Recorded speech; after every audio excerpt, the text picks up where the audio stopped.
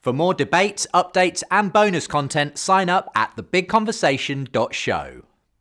Dylan asks, Douglas and NT Wright agree on the importance of the Christian story, but does it matter if it's not true? Douglas, how about you start on this one? Well, obviously it matters. It matters a huge amount.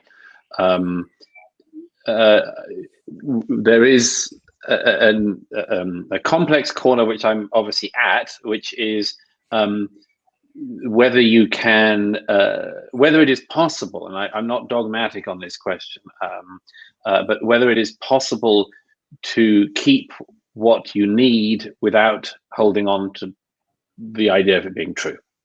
Now, of course, what we mean by true in this context is very complex. Let's just park that for the moment. I think there is an enormous temptation which sits there at the moment. It's many people have written about it. I mean, the person I think of most clearly is Schopenhauer in the dialogue on religion, who writes in a fascinating way about the possibility that it is, as it were, the philosophy for the masses.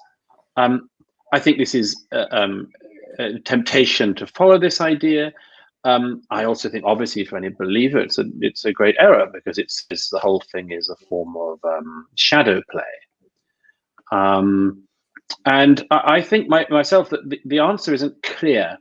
How could it be, perhaps? But the question that I think it was the German jurist Bockensforde who put the dilemma out. I first came across this in the writings of Ratzinger, Pope Benedict. Bockensforde's dilemma is: can we maintain an ethical and more structure without the roots that gave it birth? And many people think that the conclusion is already in on that, and that the answer is no. I don't know, because I think that we're currently living through an attempt at that experiment. It's like the question of, exactly where the fire stops and where the heat begins, and when you know where you're living in the embers, and whether you can get them going again. It's exceptionally hard to know because you're living through it. Yeah. Tom, do you want to comment on that? You would expect me probably to quote St. Paul, if the Messiah is not raised, your faith is futile and we're still in our sins. It's pretty basic. That there is stuff that happened that was unexpected, that was dramatic, that you couldn't actually have made up. Anyone 30 years, 60 years later than Jesus wouldn't have made it up like that. We know a lot about the sort of stories that they lived on, and this kind of breaks the boundaries. That doesn't in itself mean that it's true, but it does mean that if you put that in the middle, you can see how everything else makes the sense it makes around it. I mean, I was just thinking as Douglas was talking, saying, could we have all the benefits, as it were, without it being true? It's rather like saying all the things that I most value about having been married for nearly 50 years now. Supposing my wife didn't exist, but I could still have a lovely home and well-cooked meals, etc., etc., would that be all right? And the answer is, of course not, because it's all about her and being with her and together with her. And Christianity is all about Jesus. It isn't Jesus so that we can have something else, a nice system of how to live. It's we have Jesus, and because we have Jesus, then all the other things make sense. So if you take Jesus away, and that means Jesus being crucified and raised from the dead, then I'm sorry, it's just not going to work. Theologians and others have tried to do without the resurrection in the last century, and their systems basically fail, in my view. And the churches that follow those, I think, have often proved that point as well. So, yeah, nice try, no cigar would be my sense. Yes, but this is the bit where you end up feeling embarrassed in front of Christopher Hitchens, isn't it? If you're required to believe in these things like miracles, and specifically the core miracle at the heart of Christianity. And well, here's another question, and see what you think of this, Douglas.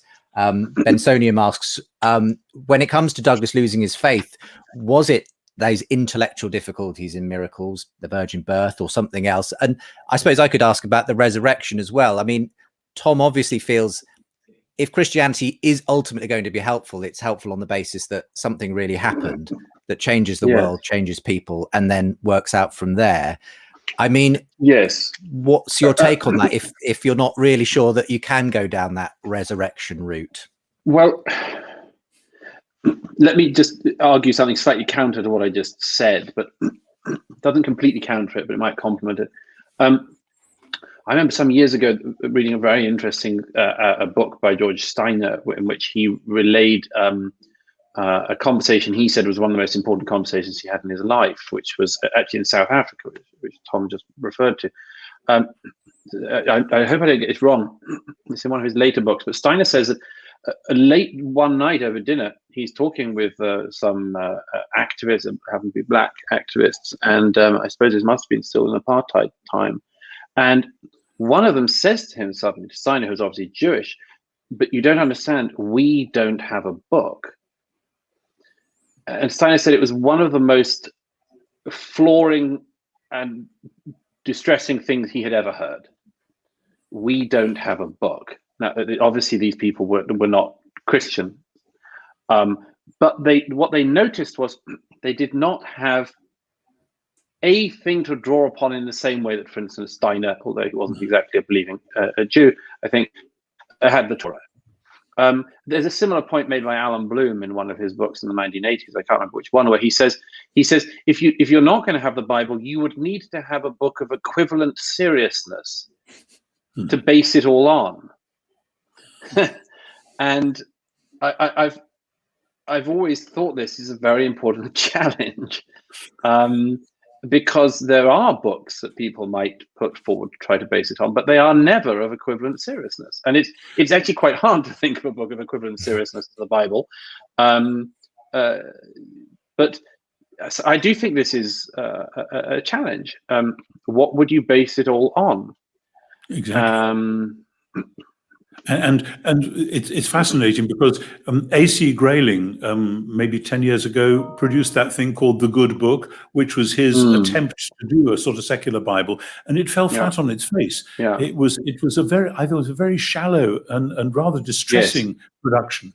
But the point of the Christian Bible is, yes, it's a book which does this, that, and the other. It's a great story, but the Christian Bible, the climax of the story is, of course, Jesus. The four Gospels bring the story of Israel to an unexpected and very shocking climax, as a result of which all sorts of other things happen. So it isn't that the Bible is just full of abstract teachings and ethics, etc. And, oh yeah, we've got this book which tells us what to do. It's a story, and you're invited to get on board with the story and to be part of the onward movement that takes it forward from there.